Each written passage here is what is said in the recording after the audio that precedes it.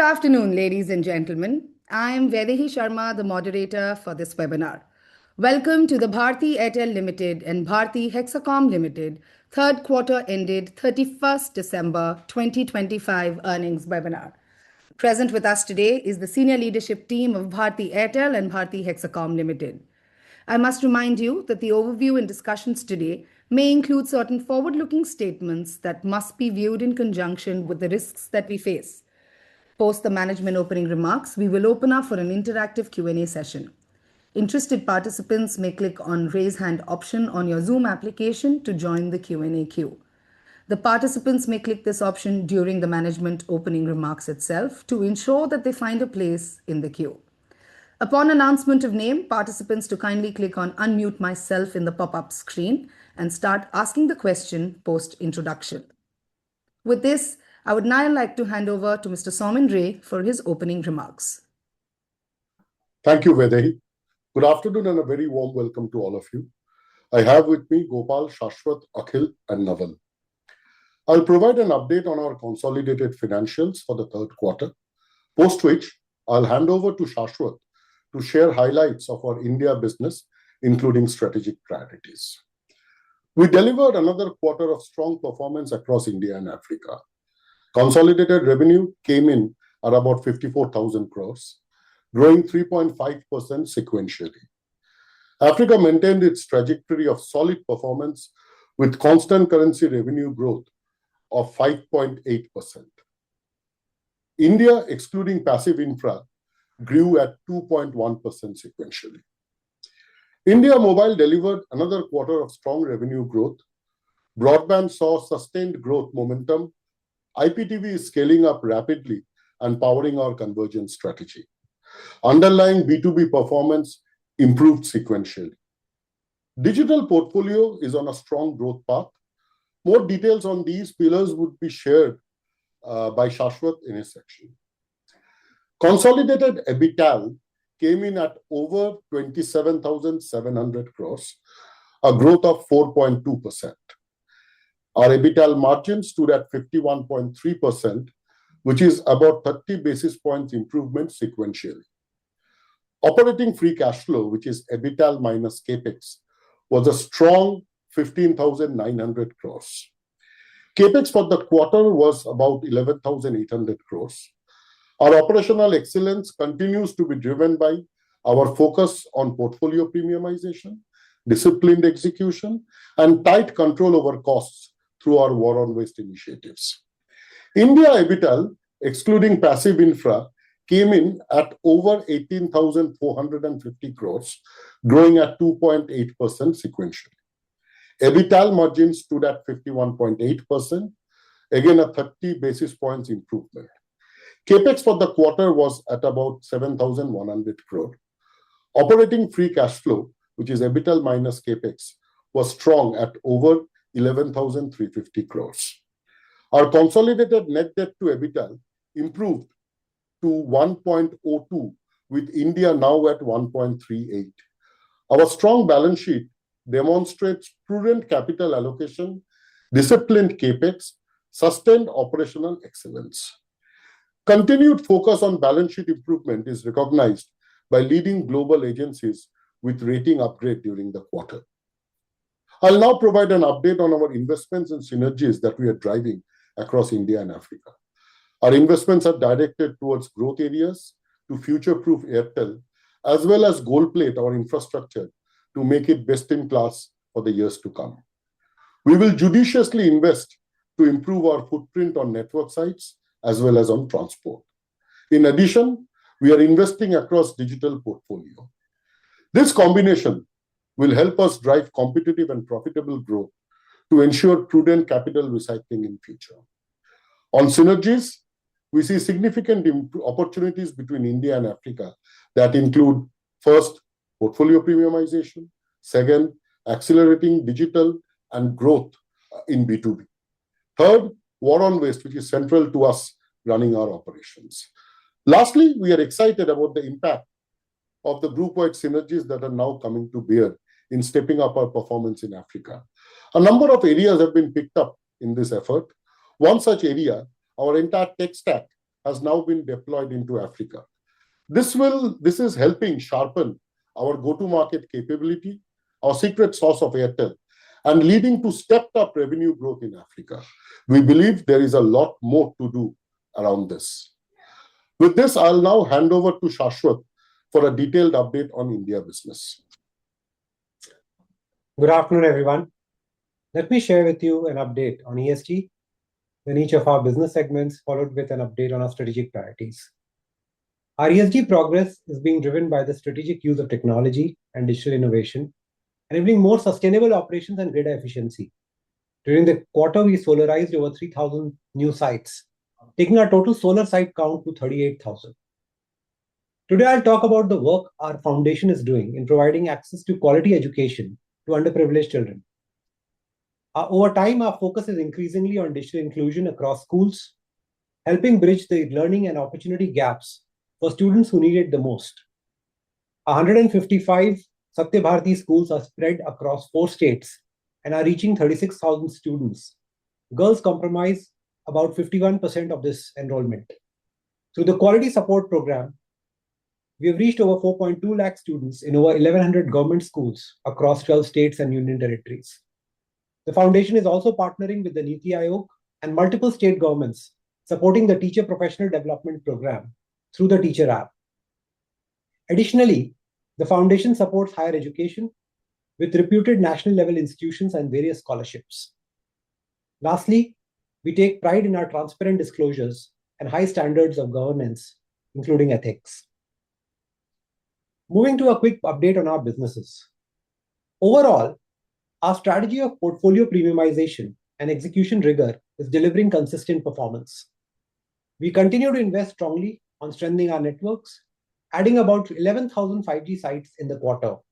We now cover about 74% of population with 5G. Our step up on fiber deployment continues strongly. We rolled out over 11,000 kilometers of overall fiber and added about 2 million fiber home passes in the quarter. In mobility, we added 4.4 million revenue earning customers and 5.2 million smartphone data consumers during the quarter. ARPU came in at 259 rupees, led by our continued efforts on premiumizing and improving our portfolio mix. Postpaid net adds came in at 0.6 million. International roaming is emerging as a focus area where we see a large growth opportunity. We continue to simplify our offering while enhancing our value and experience. Our efforts are yielding strong outcomes in international roaming revenues, and they're growing at over 30% year over year. I want to emphasize that in the absence of tariff repair, we will continue to sweat ARPU growth, leveraging feature phone to smartphone upgrades, prepaid to postpaid upgrades, data monetization, and our international roaming services. Our 5G expansion is progressing as planned. I will delve deeper into in a bit. We ended the quarter at 181 million 5G customers. Our share in 5G shipments is seeing sustained improvement. 5G handset penetration continues to grow, and over 90% of our total smartphones today come in as 5G. On broadband, we delivered another strong quarter with our highest ever quarterly net adds of 1.2 million customers. We have crossed 13 million installed connected homes customer base. FWA continues to expand addressable market for us, and we are deepening our supply footprint with FWA. This is reflected in strong momentum in FWA customer base, which now stands over 3 million. On digital TV, we added 73,000 customers during the quarter. The DTH industry continues to face macro headwinds. We are prioritizing profitable growth here. At the same time, we are seeing a very strong traction on our IPTV offering, which is driving strong momentum in customer growth. Moving to Airtel Business, its revenues came in at 5,350 crores, growing 1.5% sequentially. Our order book and funnel is strong. During the quarter, we secured multiple deals on connectivity and adjacencies, including Airtel Cloud, cybersecurity, and IoT business. Nextra is seeing strong growth, led by capacity augmentation and customer wins. Our digital portfolio delivered robust revenue growth and grew 39% over last year. We continue to make strategic investments in our digital portfolio, spanning across cloud, cybersecurity, financial services, IoT, and CPaaS. Airtel Finance is delivering strong growth in loan disbursements and EMI card issuances. Monthly loan disbursement run rate now stands at over 500 crores. Payment banks, its MTUs stand at about 108 million. Annualized revenue run rate is now crossed 3,250 crores, and it's growing sequentially year on year at 16%. Deposits remain strong at about 4,300 crores, growing 28% over a year. Let me now provide an update on our strategic pillars. First, our diversified and resilient portfolio. Underlying performance across the portfolio was strong. Africa accounts for about 27% of our revenues, India mobile 53%, India non-mobile 13%, and Indus 7%. Our investments underpin our long-term strategy, that is of future-proofing Airtel through digitally powered networks, a sharper growth-oriented portfolio, and building scalable digital services. Second area is winning quality customers. Let me start with broadband. We continue to see large opportunity ahead of us in this market with a potential of 100 million connected homes over the medium term. FWA is expanding addressable market and supply and is accelerating adoption. To capitalize on this opportunity, we are focusing in three areas. First is to accelerate our supply through rapid network expansion led by fiber and deepening our FWA footprint with 5G rollouts. Over the last 2 years, we have expanded our fiber footprint in over 300 additional cities. We now have fiber presence in over 1,500 cities, while FWA is live in over 3,200 cities. Second focus area is to offer content as the primary use case to drive adoption and customer engagement. For this, we offer a most comprehensive bouquet of regional and global content through more than 29 OTT platforms, bundled with over 650 TV channels. The third focus area is to drive growth across our channels. Over the last few quarters, we have integrated our channels, and all our channels now sell all services, which has driven our acceleration. We see significant headrooms ahead to sweat our distribution network by leveraging digital tools and data science to improve the quality of acquisitions and productivity in our channels. Let me now switch to mobility. Portfolio premiumization through persuasion and data science continues to unlock ARPU for us. Our strategy is to upgrade 90 million credit scored customers to our postpaid services. As I mentioned earlier, we see significant opportunity in international roaming portfolio. Our rural expansion continues its growth momentum, while we continue to strengthen our 5G footprint in line with the handset growth that we are seeing in the industry. Let me now turn to B2B. I'll provide some texture on our revenue construct first. About 45% of our revenue comes from core connectivity. This is an industry that is growing at 5 to 6% annually. Here we are growing competitively and strengthening our leadership position. Another 30% of our revenues come from our digital portfolios and the adjacencies, which is growing at about 20%.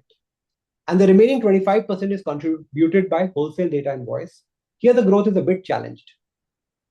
We see large growth opportunities across core connectivity, data center, digital and adjacencies. To capitalize on the growth opportunities, we are deeply focused on three areas.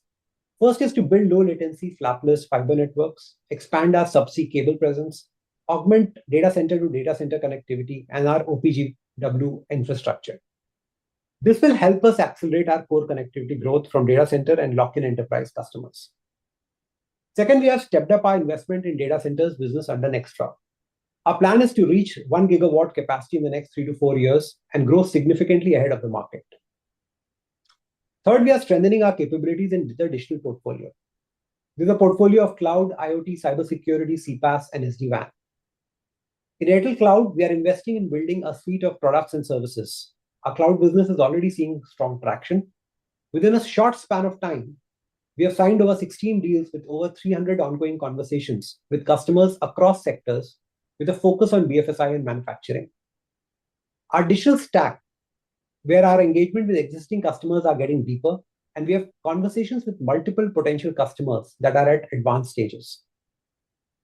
The third pillar of our strategy is the obsession to deliver brilliant customer experience.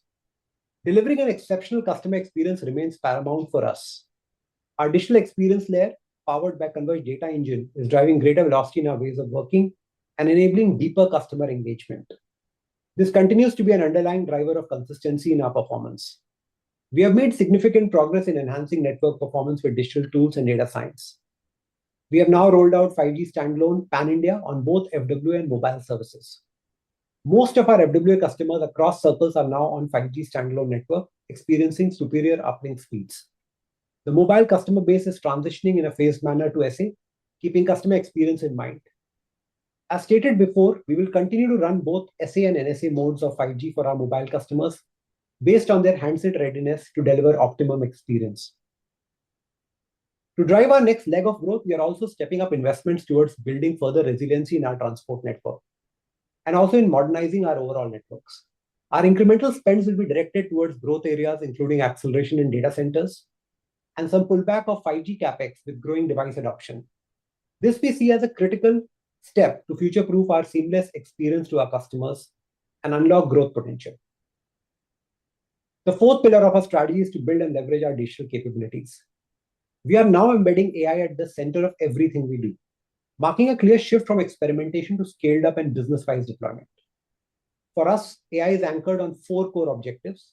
The first is to accelerate revenue growth through persuasion and precision-based targeting for our customers. Second is building differentiation in our products and offerings. Our industry-first AI-powered anti-spam solution continues to deliver significant relief to our customers.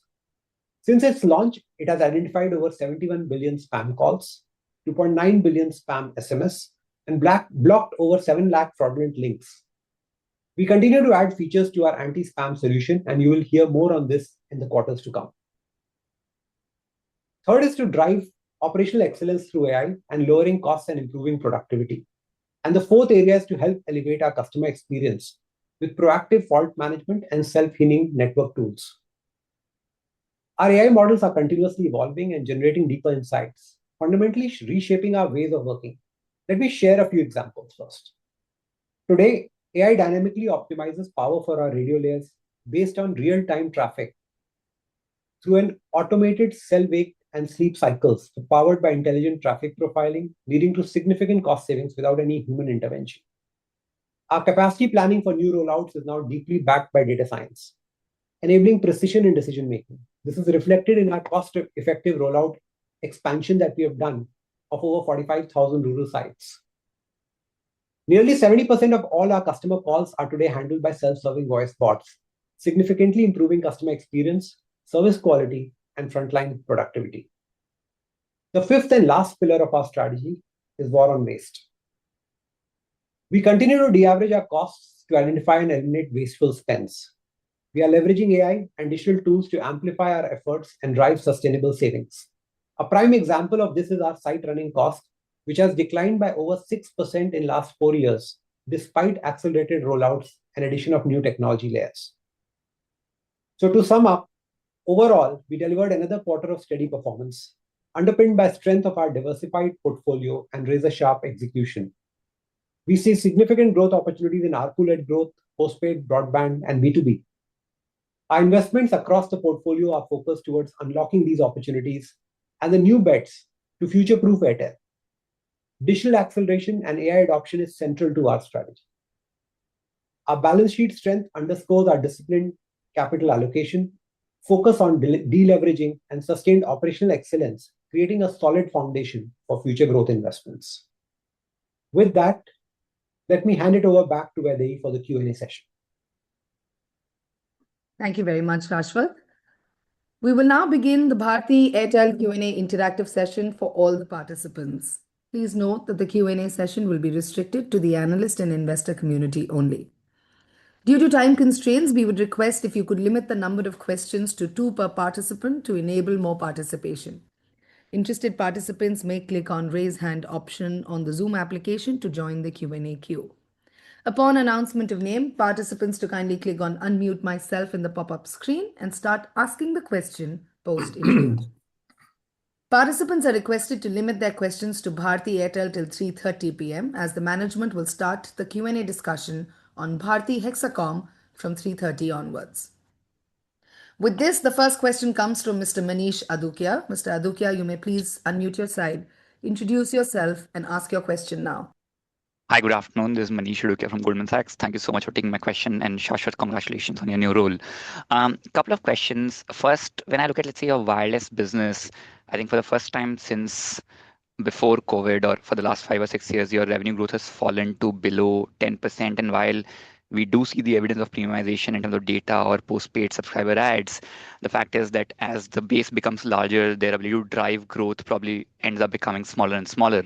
So in that context, and I know you've talked about tariff repair in the past, but till what extent would you be okay for your revenue growth to decelerate before you take a view that you definitely need to, take the first step from a tariff repair perspective? And without that, how are you thinking about revenue growth potentially accelerating in the foreseeable future in that segment? That's my first question. Thank you. So maybe I'll take that. I think, yes, there has been, Manish, an overall sort of softening in market growth on wireless. I think that's been the case for the last couple of years. Market growth in wireless has been averaging about 6%. And, if you strip out tariff repair, the drivers of premiumization continue to be the same as we've always seen, which is the feature phone to smartphones, prepaid to postpaid, data penetration, international roaming. So all of that remain intact. I think we have to find more creative avenues to continue to push on ARPU, and I think that's really the effort of the company in the absence of tariff repair. Yeah. And sorry, just to probe a little bit deeper on that. So when you say creative avenues, do we have something on the horizon, or is it like still too early? I mean, experiments are always ongoing, Manish. So, we keep trying out stuff, and we have A/B testing that happens across geographies. So that's something that I think the team is looking at. Got it. Thank you. Second set of question, just on CapEx, if you can just provide an update. I know on the previous earnings call, a fair bit of discussion happened around data centers. And of course, since then, the world at least on AI has continued to move rapidly.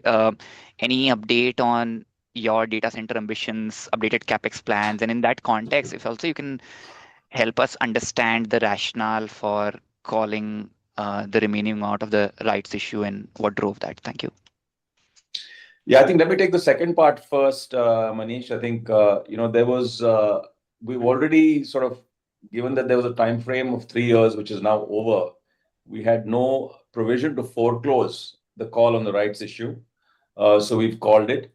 The deployment of these funds will clearly be done to ensure, long-term value creation. And that's really how we will approach it. As far as CapEx is concerned, I've always, mentioned that, we've seen in the last couple of years moderation in radio CapEx, step up in homes CapEx, step up in some of our transport CapEx. But I think one of the places that we are not particularly satisfied about is the fact that our data center market shares are quite low. It's a very fragmented market, and we are about 12% market share on the overall data center market. We have about 120 to 130 megawatts of power. So we're on that ballpark, and our sense is that in the next 3 to 4 years, this will become about a gigawatt type market. We will have about a gigawatt capacity, which will give us about 25% share. So we are committed to stepping up investments in data centers. I think at this point in time, I can't give you a CapEx guidance, but clearly you will see us investing more and more behind data centers. I think there's no question about that in my mind. Thanks a lot. Maybe just one last question if I can sneak in. The AGR issue just doesn't seem to go away. And now with Vodafone Idea having gotten this AGR relief and your own AGR payment starting in March, which is about $1 billion. And you obviously also have recurring spectrum payouts, which Vodafone Idea has gotten converted into equity. So I think in that context, how are you thinking about your repayment liabilities to the government of India, both for AGR and spectrum? I mean, what do you think are the likely potential outcomes or scenarios through which maybe you also could have a lower cash flow payout or pressure from these two, both spectrum and AGR? If any thoughts there? Thank you. We have written a few letters to the DoT asking for clarification and basically requesting parity on the treatment of the AGR dues. We are yet to hear from the DoT. Once we hear from the DoT, we will then decide what our next steps are. So I think that's all that we have actually information on the AGR. These letters have already been sent, and we're awaiting their response. Got it. Thank you for taking my questions. All the best. The next question comes from Mr. Piyush Chaudhary. Mr. Chaudhary, you may please unmute your side, introduce yourself, and ask your question now. Yeah, hi, good afternoon. This is Piyush from HSBC. First question, again, just on the capital allocation strategy and the use of money which is coming from the rights issue. Given, free cash flow is improving and deleveraging is also happened, is there a probability that we can also think of a special dividend or stepping up meaningfully on the dividend? If you can share, some light on this. Secondly, just on the data center business, Singtel has announced to acquire stake in STT GDC earlier this week, which has also a good footprint in India. Could there be opportunities for Airtel and STT GDC in India to partner together and accelerate the pace of DC rollout? Is that something which is possible? Yeah, thank you, Piyush, for both those questions. I think I think we have always mentioned that as far as dividend is concerned, we will see a progressive dividend policy. You've already seen that play out over the last couple of years. You will continue to see that play out. And I think the rights issue has really nothing to do with that at this stage. The rights issue was a call because, as I mentioned, we didn't have an option to foreclose it. And capital allocation, as far as we're concerned, will be really, first and foremost, our investments will be directed on the core business. The second area of focus will be around adjacencies, which we've already talked about, data centers, cloud, increasingly some of our lending businesses and financial services businesses. Many years ago, we also invested in Africa. That has turned out to be an excellent investment. It's given us tremendous resilience in the portfolio. So I think capital allocation will continue to be along these areas. On the data center side, yeah, we've also seen the announcement by STT and Singtel. And there could be opportunities. I think the opportunities like this keep coming to us. We have nothing to report at this point in time because it's still sort of very early days. So we'll wait and watch how that plays out. Sure. And if I may just ask one thing, you had this Perplexity Pro offer. So could you update like how many customers are using it? How is the data usage for that cohort of customers? And are you seeing increasing uploads from users which have adopted AI, which could warrant any change in network design from an upload capacity perspective? Thanks.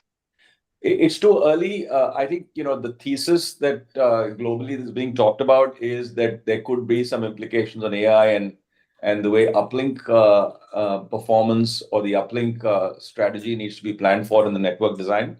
But it is too small at this point in time to make a meaningful impact. And this is not just in India. This is all across the world. We've had, many conversations with several telcos. So it's still not sort of playing out yet. On Perplexity, we're not going to disclose the exact numbers, but I would say that there has been a very significant uptake of customers. In fact, the first few days of the launch, we saw it reaching a few millions. And some of the revenue streams that can be driven out of this is the adoption of a paid package on Perplexity, which will give us a revenue share as well. So I think that's really the way we see it. Okay. But this was a sampling exercise that Perplexity was keen to do on the Airtel base, given the quality of the user. Got it. Thanks, Gopal. The next question comes from Mr. Sanjesh Jain. Mr. Jain, you may please unmute your side, introduce yourself, and ask your question now. Hi, this is Sanjesh here from ICICI Securities. Thanks for taking my questions. First, on the 5G side, we have seen a decent adoption.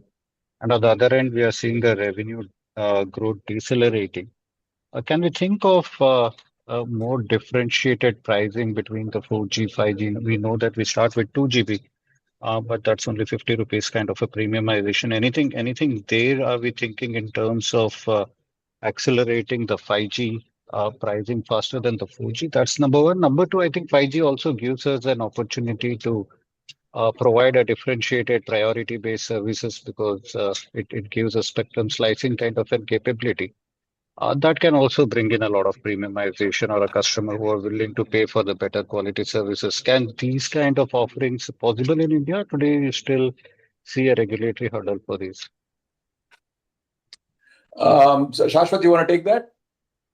Yeah, Gopal, I'll answer that. So, Sanjay, thank you for that. I think, first of all, on 5G pricing, I think for the customer, the 5G versus 4G pricing we'll have to rethink. But the reality is, customers will have to pay for data eventually. If the ARPUs have to move up, I think we have to keep reading and look at really a differential pricing architecture where people pay more for more instead of looking at differential 5G or 4G pricing, because that creates a little bit of confusion in the market and customers don't know what they're using.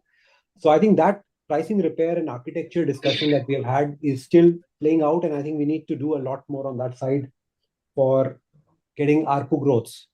Having said that, the new capabilities on 5G, which is linked to slicing, network on demand, or other advanced features, are very much becoming a reality. I think they are lighting up as capabilities across the world, and it's ready for India as well. So you'll see this movie play out in the next few quarters. But we are not testing any of those today live in some of the market to see is it really a feasible option.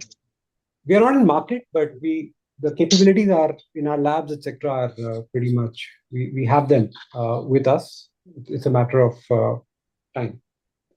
And on the regulatory hurdle, do you see any regulatory hurdle there, net neutrality or any of those issues cropping I up? think this is, Sanjesh, this is a standard feature of 5G technology all over the world. So, we've seen, or let's say, some part of 5G technology around this SA network.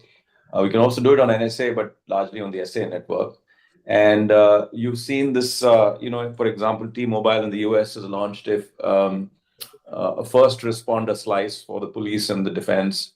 Singtel has done something in Singapore around certain areas. So, you are not in any way discriminating use.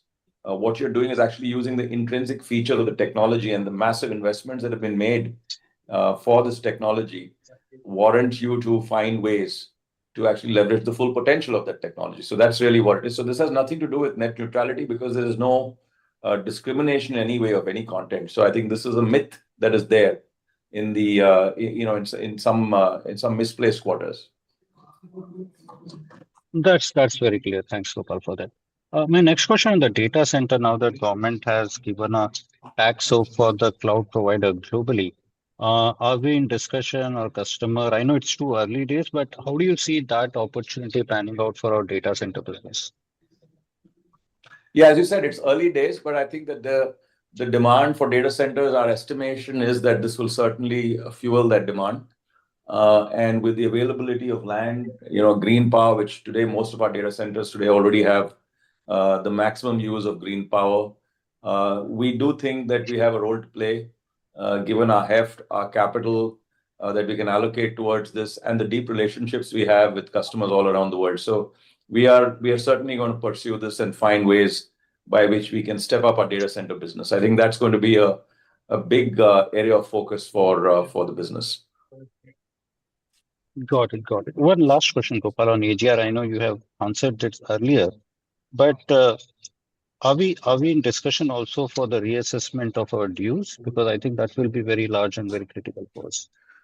I think, Sanjesh, currently we have asked for a treatment of parity, and there are many areas which warrant this parity. One of these areas, for example, is just sort of computation errors, arithmetical errors, errors of commission, errors of omission, and so these are areas that we have written to DOT on an assessment which is on the basis of parity based on the Supreme Court verdict. As I said, we are waiting to hear from them, and then we'll decide what we do from there. Got it. Thanks, Gopal. Thanks, Shashwat, for all those answers, and best of luck with them. The next question comes from Mr. Vivekanand Subaraman. Mr. Subaraman, you may please unmute your side, introduce yourself, and ask your question now. Hello. Hi, I'm Vivekanand Subaraman from Ambit Capital. My first question is on the enterprise revenue growth. Shashwat, if you could help us understand the scalability of this business now that you have mostly shed your low margin wholesale voice business. How should one think about the next 3-year growth trajectory from a revenue standpoint? And what are the capex opportunities outside of data centers? That's question one. I'll ask the second one after you answer this. Let me take that one, Vivekanand. I think, the B2B business, the B2B, firstly, let me step back and look at the B2B market. The B2B market in India, the top 500 companies account for about 65 to 70% of the overall industry. So it's very concentrated on the top. And this is not unusual to India. This is true across most parts of the world. Secondly, if you look at it, the core business, which is the core connectivity business, and in the core connectivity business, I would include connectivity, I would include CPaaS and things like that. Typically, the growth that you see in that side of the industry are in the ballpark of 5 to 6%. So it's like sort of middle single-digit growth. And then you've got the digital businesses, which are things like IoT, cloud, security.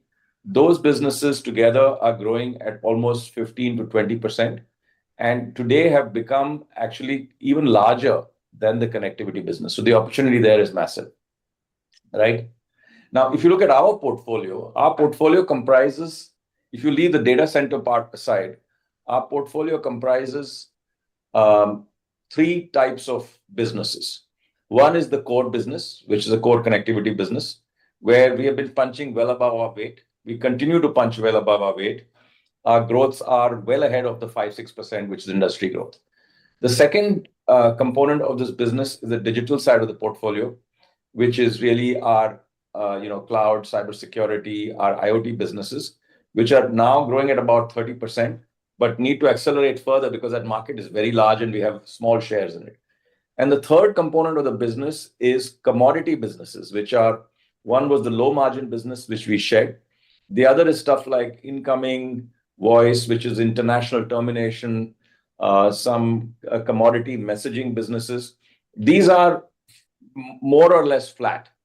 And one of the challenges or one of the jobs to be done for us is to retool our portfolio at an accelerated pace and grow the whole of the parts that are really growing rapidly, which is the digital businesses as well as the core, while managing the fact that the commodity businesses are not growing. And I think that the consequence of that, all of that, is that we end up with double-digit growth. For example, if you take this quarter, we had a double-digit growth on the B2B business. If I remove the low margin businesses side, because there's a base effect. Remember, there was a low margin business in the same quarter last year. If I shed that, the underlying business is growing at 10%, which should show up in coming quarters if we do well. Now, the question is, what do we do to accelerate this? The acceleration will come through the portfolio that slowly diminishes in contribution, which is the commodity side, but more importantly, the acceleration on the digital side and continued outperformance on core. I think that's really the strategy on the B2B businesses. Within the digital businesses, we have made our moves already. We've launched our cloud, for which we are having, as Shashwat mentioned, several conversations with customers. We've got our IoT business, which has been doing exceedingly well. Our security business is now growing strongly, both our SOC as well as the partnerships that we have assembled. And all of these businesses need to grow much faster. In IoT, we have done exceptionally because there we have very, very leading shares, and that business has done really well and continues to do well. Thank you, Gopal. Very helpful. Just one follow-up here. You mentioned about the conversations that you are having with several customers on the cloud side. Now, the wins that you showcased recently on Extelify Cloud were telco clients. Are you also in conversation with non-telco clients who could perhaps leverage on some of your solutions like Extelify Work? And how likely are you to be able to win over business from those customers? And lastly, in this context, who are you competing with? So, I think you are mixing up two things, Vivek, and I just want to clarify. The cloud business is an India cloud meant for domestic enterprises. The conversations that I talked about, the 16 odd deals that we've signed, the multiple, couple of hundred conversations that are on, is amongst domestic enterprises. It's nothing to do with telco solutions, right? So that is one business. The other is our digital platforms, which we are taking globally to other telcos, because those are telco platforms, and we're taking those aside. There, we've won two deals, one of which is now getting much deeper, where we're actually winning repeat businesses across a bunch of things that we've already done.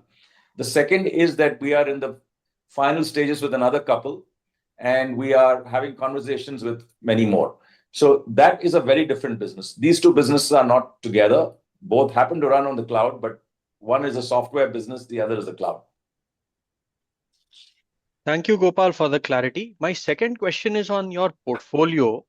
What are the strategic actions that one should expect from your portfolio, given there was a lot of activity in the last 1.5 years in this regard? You increased shareholding in Airtel Africa meaningfully.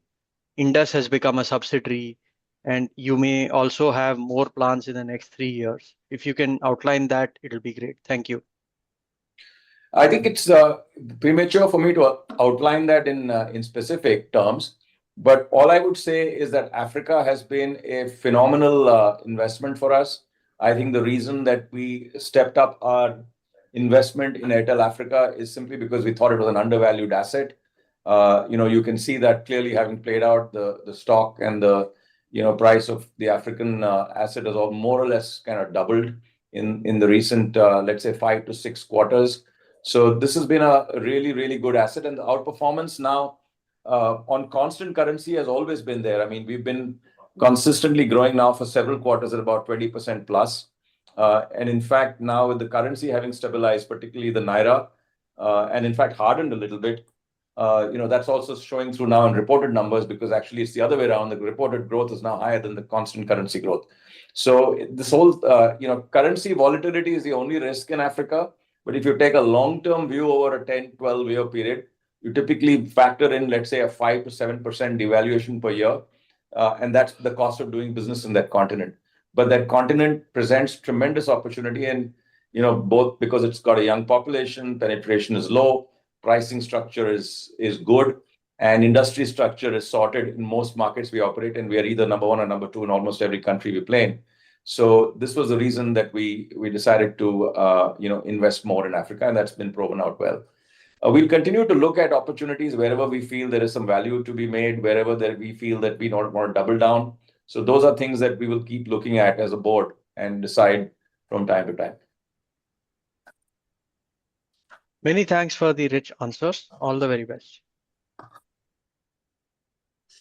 Interested participants may click on raise hand option on your Zoom application to join the Q&A queue, please. And upon announcement of name, participants to kindly click on unmute myself in the pop-up screen to start asking the question. The next question comes from Mr. Gaurav Rateria. Mr. Rateria, you may please unmute your side, introduce yourself, and ask your question now. Hi, I am Gaurav from Morgan Stanley. Thanks for taking my question. I have 3 questions. My first one is on your net adds in the 4G/5G customer base. It's one of the best in class when you look at in the industry at 20 million plus on a YOY basis. But when I look at from a 1 year or 2 year perspective, it used to be at 30 million. So obviously the net adds have slowed down a bit. Is it because the overall smartphone net adds have slowed down in terms of the pace of addition? And what do you think would have driven that? Is it temporary? Is it change in the replacement cycle? Any insight there will be helpful. My second question is on your FWA incremental market share. When you look at the incremental net adds for your FWA, do you look at including UBR, and in that context, there is room for significant improvement in the incremental market share. Would you agree with that? And the last question is on CapEx. 2022, we used to be around 22,000 crores of CapEx, which we stepped up for the rollout of 5G. And then that number went up all the way to 28,000 to 34,000 crore in that range for last 3 years. When you look at the next 3 years journey, given that the accelerated rollout of 5G is behind us, do you think that the pace at which we have been incurring capex, that investment will moderate in absolute terms? Thank you. Shashwat, do you want to take the first couple of questions? Yeah, Gopal, I was saying, let me take the first two questions, and I'll pass on the capex back to you. On the 4G, 5G net adds, you're right about the fact that the industry is seeing a slowdown in terms of the total number of net adds the industry was doing a couple of years back, I think 2-3 years back. Very difficult to handle why it is happening, excepting one thing, which is saying with some of the tariffs hardening over the last two cycles, I think there's been a little bit of SIM consolidation that's happened in the industry, but the organic rate of and the funnel that is there in terms of now bottom end feature phones, etc., has come down. So mathematically, those two reasons are the only reasons I could allude to, but hard to pin down saying why this is what has led to this overall. But you're right, the industry is seeing less net adds overall. Our share of net adds on 4G, 5G have continued to hold, and that's an area we'll continue to push at. On FWA versus UBR, I think the right way of looking at this, Gaurav, is we look at it as Wi-Fi net adds. I think for us, the market and the customer-facing approach is Wi-Fi. And then you have access technology. It could be fiber, it could be FWA, it could be UBR. Now, in terms of Wi-Fi, we have significantly upped our competitive performance, I think, and we are actually quite confident that we are now leading the market. I think Gopal alluded to this last quarter, which was that we look at Meta as our data for us to look at competitive performance, and there we are seeing a strong performance that we are seeing on the customer side. Our approach is fiber first. We believe that's the best experience for the customer, and we want to have as many customers as possible on fiber. FWA augments this, and wherever we have had supply gaps, we have augmented with 5G and FWA rollout. As required, we'll judiciously bring in UBR into the mix as well. But that's how we look at it. So I'm not looking at incremental market share on FWA and UBR and separately in the way we look at the business. On the capex, Gopal, I'll leave it to you. Yeah, on capex, I think yes, you're right. We had an elevated year of capex on which is about 34,000 crores. I think that was a couple of years back where there was a massive rollout that we were doing. I think we still have investment to make. Like I said, I think on our transport side, I think if I could find a way to invest more on transport to fiber up more towers, I think we would do it. It's just a question of doability. So transport will continue to get its fair share. I think the radio capex on coverage, where you're talking about new sites, that has clearly slowed down because a large part of the country is now covered. So there will be some opportunities here and there, but that's slowed down. 5G, there still is room to continue to expand.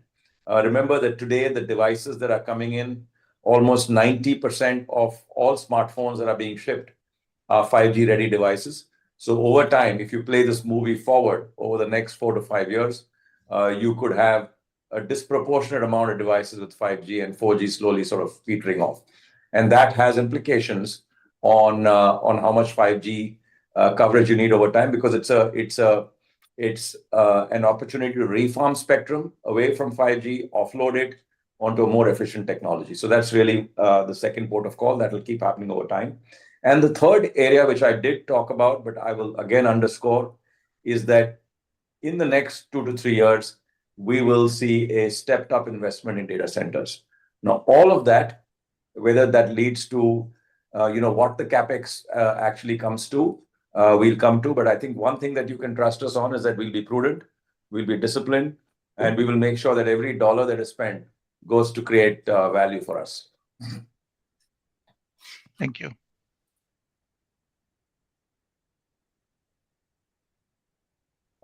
The next question comes to Mr. Pranav Kshatriya. Mr. Kshatriya, you may please unmute your side, introduce yourself, and ask your question now. Hi, thanks for the opportunity. I'm Pranav Kshatriya from K Global. My question is with respect to the capital structure of the company. If you look at the balance sheet, I think it has never been this good. Only basically 1 times net debt to EBITDA. For an optimal capital structure, can be anywhere between 2 to 3 times net debt to EBITDA. So clearly there is at least 1.5 lakh crore to 2 lakh crore kind of capital which is available. You talked about data center rollout. Do you think that is where you can possibly look for some inorganic opportunities, or you think there could be some return of capital which is possible? How do you think we should look at the capital structure of the company over next 2 to 3 years, given strong cash generation? And even if you talk about accelerated capex, that will not really suck up so much of capital. So that's my question. Thank you. Yeah, Pranav, this is a very good question. I think this is, on leverage. Airtel is now one of the lowest leveraged telcos globally within the industry. In fact, the external net debt, if you take the external net debt without the finance lease obligations and without the DOT debt, which is almost like think of the DOT debt almost like um, an annual payout based on of a right to use. So it's not even a debt, and in a way, it's just a right to use kind of a debt. So if you remove the finance lease obligations and the DOT debt, the external net debt is almost down to nothing, right? So, and I think you are absolutely right in the way that you are looking at this issue. And for us, I think we are constantly looking at what we can do to step up investments in order to drive growth.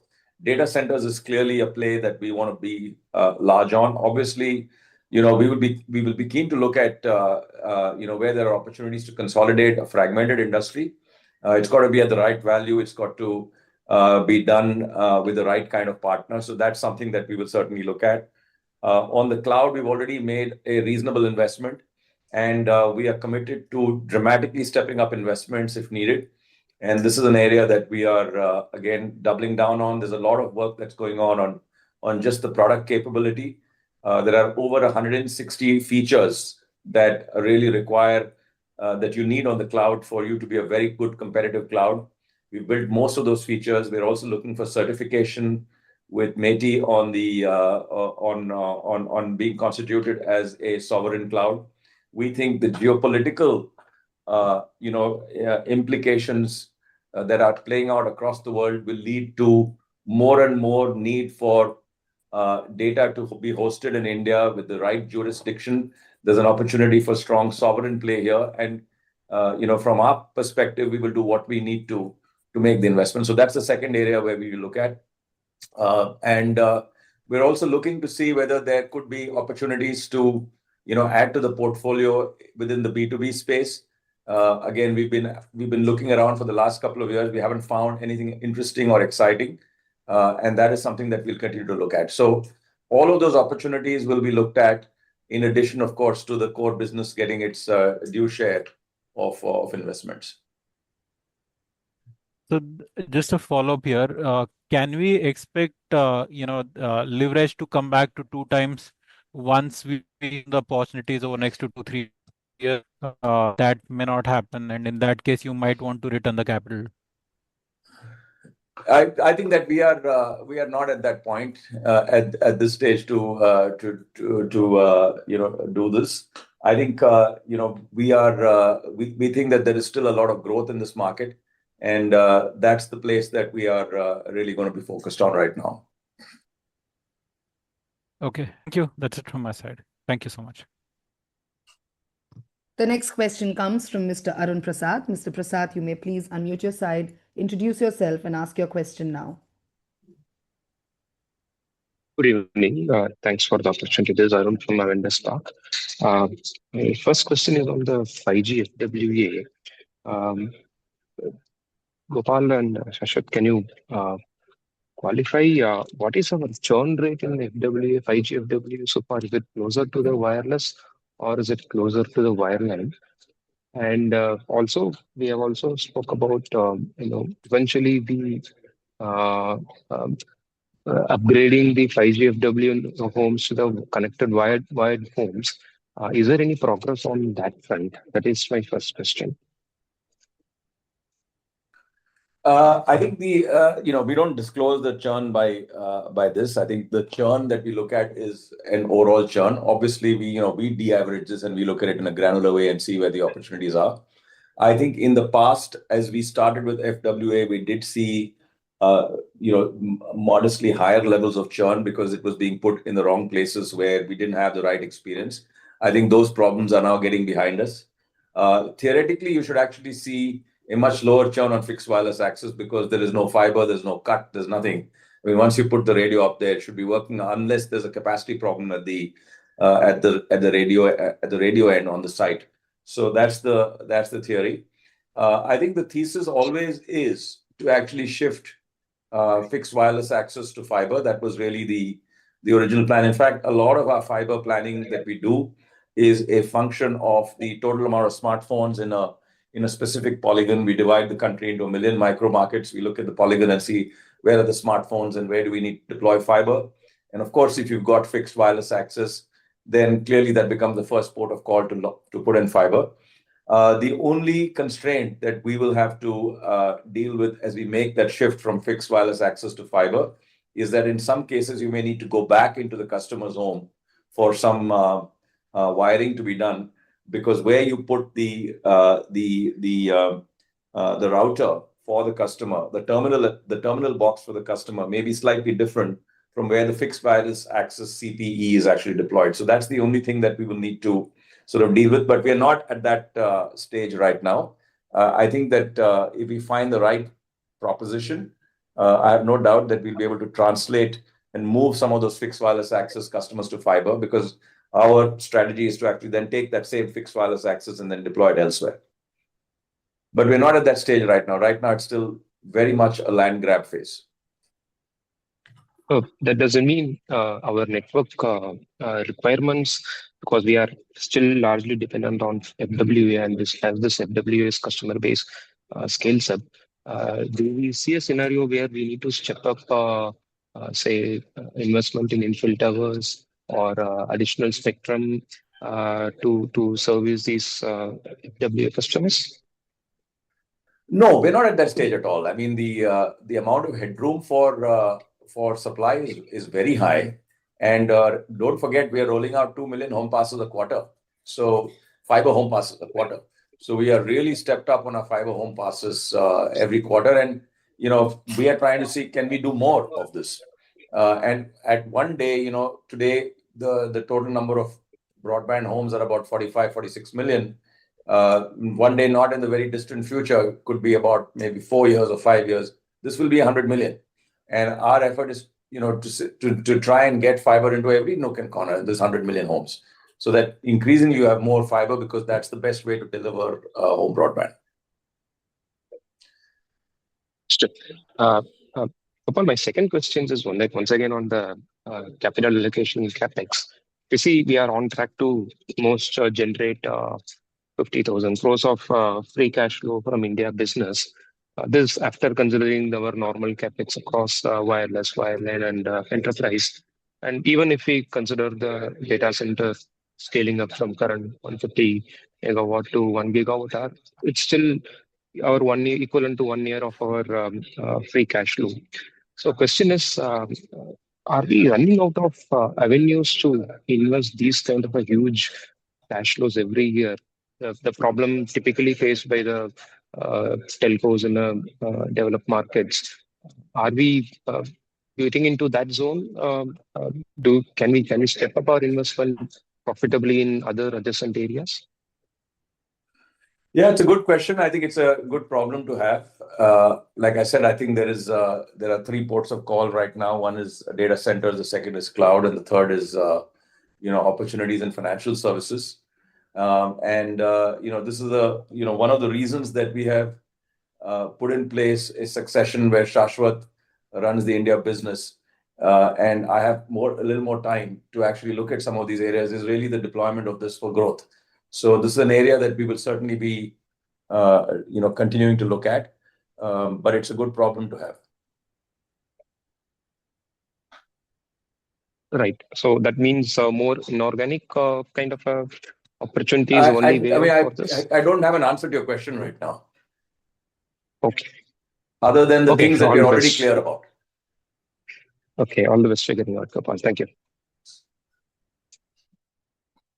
Thank you, everyone. I would now like to remind the participants to stay connected on the call for the next session on Bharti Hexacom. With this, I would like to pass over to Shashwat for his closing remarks for Bharti Airtel. Thanks, Vaidehi. I want to thank everyone on the call for joining the earnings call. I think it was a very, very interactive and perceptive questions, very interactive session. Thank you all, and I'll see you next quarter. See you. Thank you, Shashwat. With this, I would now like to pass over the call to Mr. Somin Ray for his opening remarks on Bharti Hexacom performance.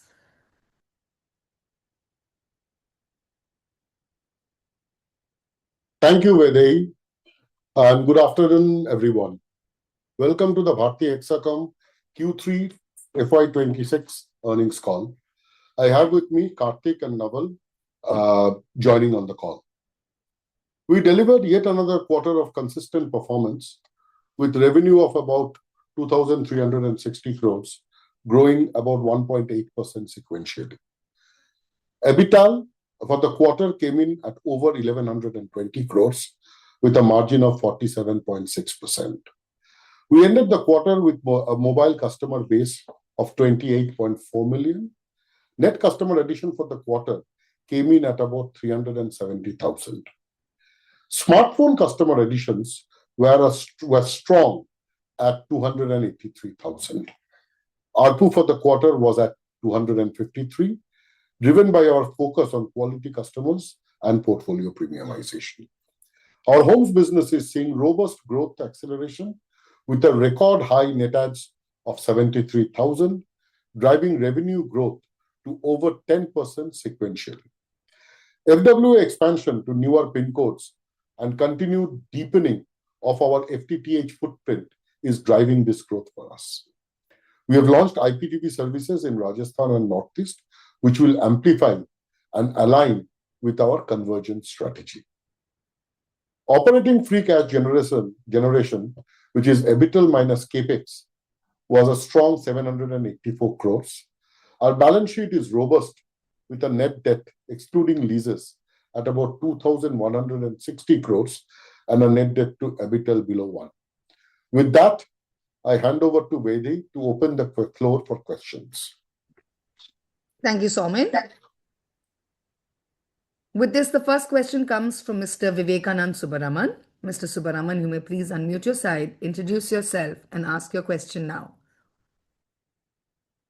Hi, I'm Vivekanand Subaraman from Ambit Capital. My first question is on the operating leverage that you have in your business model. So if I look at, let's say, one more round of tariff repair, which could happen, say, sometime this year or the year after, how do we think about the operating leverage from an incremental EBITDA flow through to the the new revenue that comes from the tariff repair? That is question one. The second one is your balance sheet is even more conservative compared to Bharti Airtel. So how do we think about the capital structure and capital reinvestment opportunities, let's say, for fiscal 27 and beyond as well? Thank you.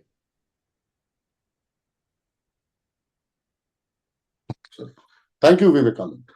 On the first question, which is around operating leverage, there have been past tariff increases. Unfortunately, in this industry, we have tariff increases which happens after long durations. Of course, our ARPU continues to grow through the various tools that we have, like premiumization, interventions, upgrades, and so on and so forth. However, there is also a cost creep which happens due to inflation, part of which is negated by our war on waste initiatives. So I think you should look at it not as a point in time, but as a trailing thing, wherein costs will keep growing and we will try to optimize on how we can increase our ARPU to minimize that impact of cost increase. And when tariff comes on a big bang way on a certain day. So on that day, yes, there is a flow through. However, we must also remember in the last two tariff repairs, we have seen market consolidation and so on and so forth. So there will be those things, and some of those consolidations come back. There is continuity impact. So I don't think the answer is so simple that if you take a 10% tariff repair, 10% of your revenue minus license fee will flow to EBITDA. Part of it will go to negate the cost creep. Part of it would also be impacted through customer base adjustment and continuity and so on and so forth. But yes, if you were to ask me ceteris paribus on the day, if a customer recharges at a higher tariff, does that flow? Yes, it flows, because there is nothing else in terms of cost that has gone up on that day, except for variable cost, which is essentially a bit of selling and distribution and license fees. On your second question, yes, it is a pretty robust balance sheet. And I'm sure that the board will look at it and evaluate as to what is the best way to deploy. Remember, we have just started the journey on homes. And both these two places, I think there is a huge play for FWA. Both are difficult terrains. Fiberization is a challenge. 5G handset penetration is increasing, and my 5G coverage will also keep increasing. So FWA becomes a very viable solution. And hence, you may see, driven primarily by the homes, FWA-led Wi-Fi penetration in these two circles, asking for bigger capex. But your point is absolutely valid, and I'm sure the board will look at it in the light of what can be done with the solid balance sheet that is there. Thank you. Thank you, Soumen. Just one follow-up. The absolute capex has been falling since FY24. And now when I look at the reinvestment in homes and 5G coverage expansion, what is the guidance or direction that you believe capex should take for FY27? If you have formulated your plans, it would be great for us to understand the details of that.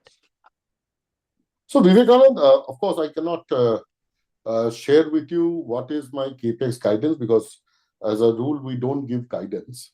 But let me put it in this way.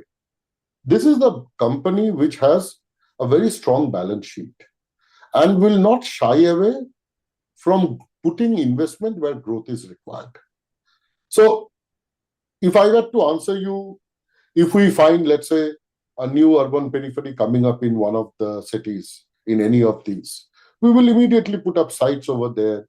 If it is reasonably decently penetrated with 5G phones, we'll put 5G radio. Home penetration, as I said, we have got very good results. I think sequentially 10% growth. The base is small, I admit. But sequential quarter-on-quarter 10% growth. Our ambition will be to grow. So I would flip the answer in a way that since the balance sheet is strong, it allows the company to drive growth even faster as opposed to a constrained balance sheet. So, and as far as guidance is concerned, I'm sorry, Vivekananda, we don't share any guidance as such. All right, Soumen. Thank you and all the very best. Thank you. The next question comes from Mr. Sanjesh Jain. Mr. Jain, you may please unmute your side, introduce yourself, and ask your question now. Yeah, hi, Soumen. Good afternoon. This is Sanjesh from ICICI Securities. First question on the revenue growth. If I look at our mobile revenue growth versus Bharti Airtel's mobile revenue growth, we have underperformed. Now, this is the second quarter of underperformance. I thought second half is stronger for Hexacom because of tourism in the Rajasthan circle. While the underperformance on the sequential revenue growth very much stays. Any particular reason you are seeing you're growing slower than Airtel, or why Airtel is growing faster than us, which is in a way is perplexing. I thought this is an underpenetrated circle. We have a lot more to catch up on 5G, 4G versus Bharti Airtel, but clearly the underperformance is something which if you can help us in reconciling, that will be very, very useful. Thanks, Sanjesh. You would recollect that in the last quarter, we had called out that there were some issues because of which we had some customer drop. Whilst we are very closely with the other partner to see that it gets resolved. It has not yet got resolved completely. And hence, there is a bit of drag which we still have on that. Now, your interpretation is absolutely right that during winters, certainly Rajasthan, I do not know so much about Northeast, but certainly Rajasthan is a destination where there are a lot of national enrollers, and that thereby it generates revenue. I haven't checked with other, let's say, somebody like a travel portal or anybody. But I think, let me put it this way, Sanjesh. We are focused on how do we do the people who are in the state, in these two circles, how do we improve their ARPU and their penetration?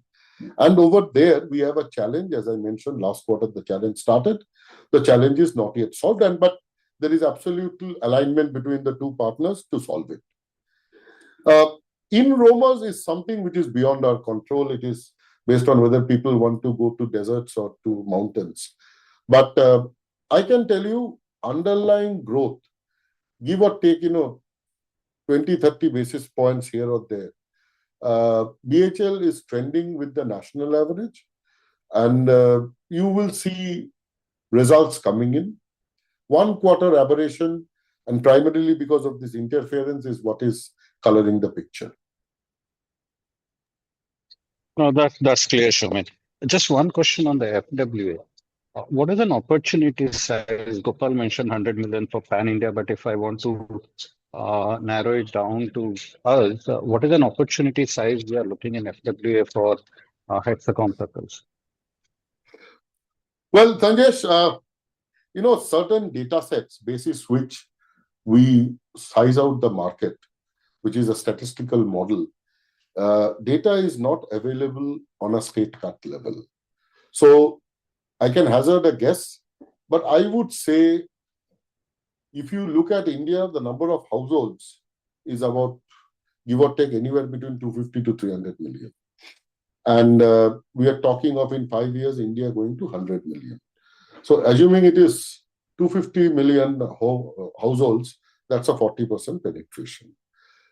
Whatever households is there in these two states, we can assume that the penetration will of course be lower because this is a national average. These two states have a challenge, which is why directionally their mobile ARPU is also lower, would be a shade below that. As you know, there is a lot of combined strategy which is used and which is helping this company to great deal, because otherwise running two circles, we could not run the heft. So strategies are allowing basis national, but I would hazard a guess anywhere between 30 to 35% penetration of households should be something which we can easily aspire to. No, that's clear. One last bit from my side. On the capex and the new business, apart from FW and mobility, are there any plan for Hexacom or it will be all done through the Airtel side? See, we of course have a small and medium business which happens through Hexacom. But as you know, in these two states, we don't have large enterprises. And as was mentioned in the previous call, bulk of the market is restricted to the top 500 companies, and none of them have their head office in either of these two states. So B2B clearly is not an option there.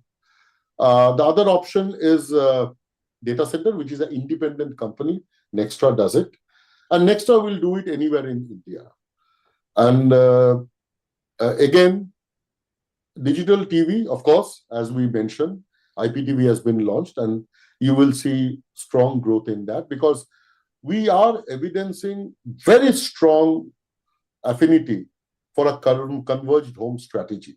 Our interface is best in class, so adoption rates are very, very strong. I'm not in a position to share them because, within the quarter and all of that, but adoption rates are very strong.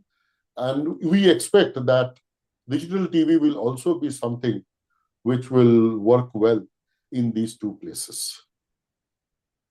No, that's great.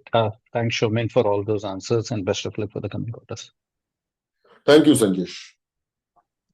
The next question comes from Mr. Gaurav Malhotra. Mr. Malhotra, you may please unmute your side, introduce yourself, and ask your question now. Yeah, hi, this is Gaurav from Axis Capital. So, I mean, just a couple of questions. If I see the bump up in homes capex for Hexacom versus Airtel, right? Obviously, there's a big increase for both, but Hexacom is especially quite high. I think so it's more than 100%.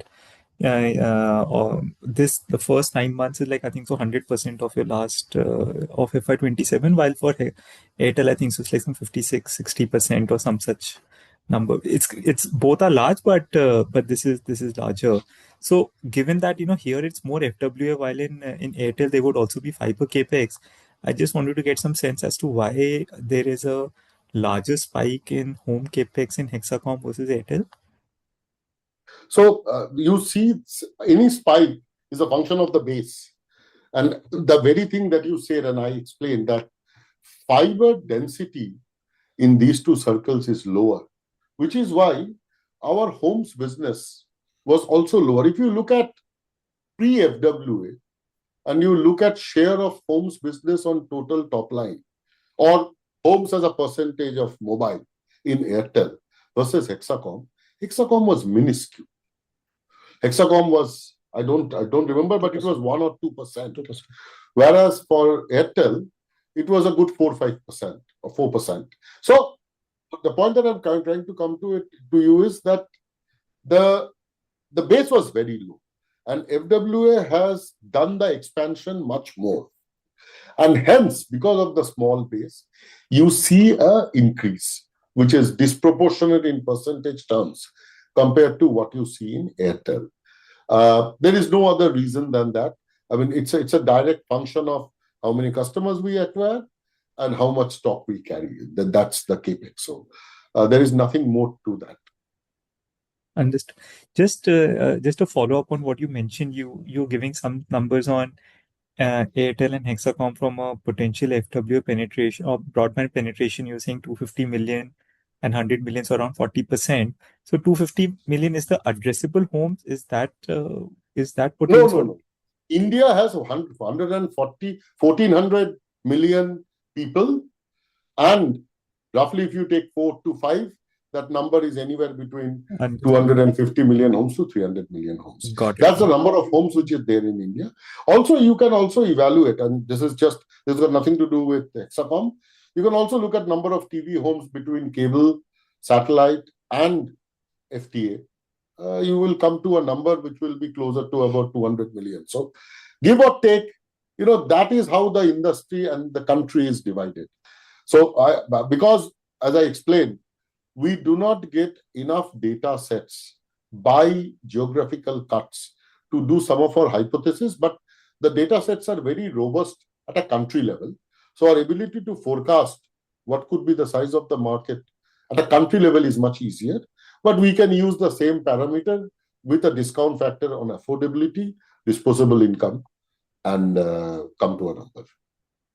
This last question, in the Airtel call, Shashwat had mentioned about the fiber 5G FWA and UBR, and obviously we understand the issues with or challenges with UBR, but would Hexacom be more open to using UBR given the likelihood of interference in these two circles will be less, say, than average pan-India level? So I will give you two answers, Gaurav. Answer one, as an organization, we want to give home Wi-Fi. Now, there are multiple technologies by which you can give home Wi-Fi. According to us, the gold standard is if you give a fiber, because that gives you the most consistent delivery and lowest latency. There are two others.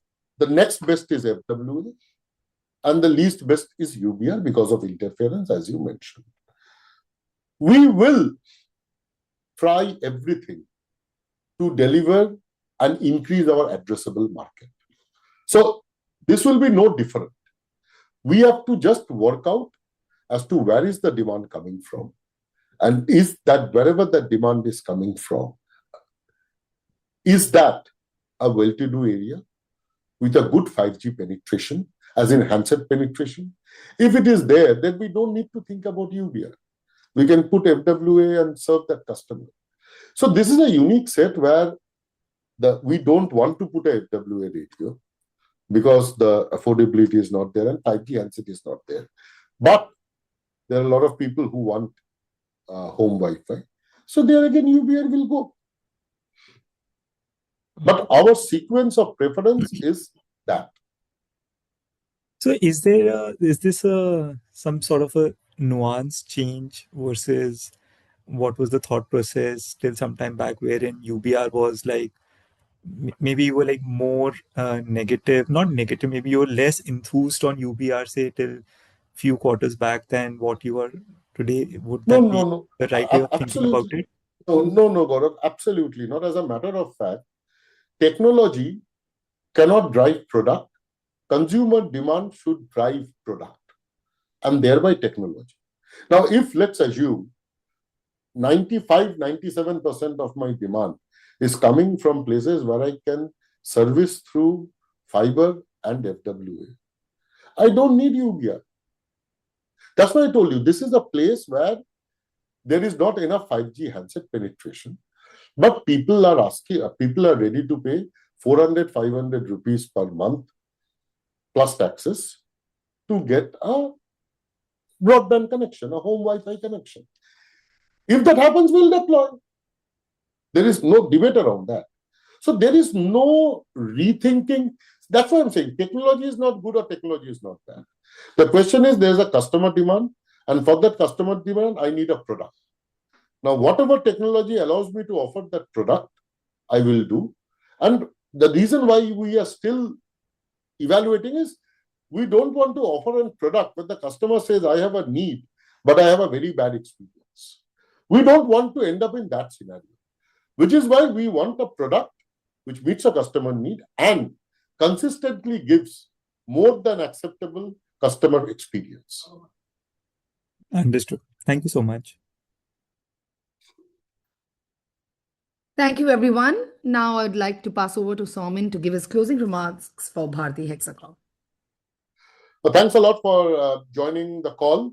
Very interesting questions and very relevant ones. Look forward to speaking to all of you next quarter. Thank you. Thank you, everyone, for joining today. The recording of this webinar will be available on the company website. Have a great day ahead, everyone. Bye.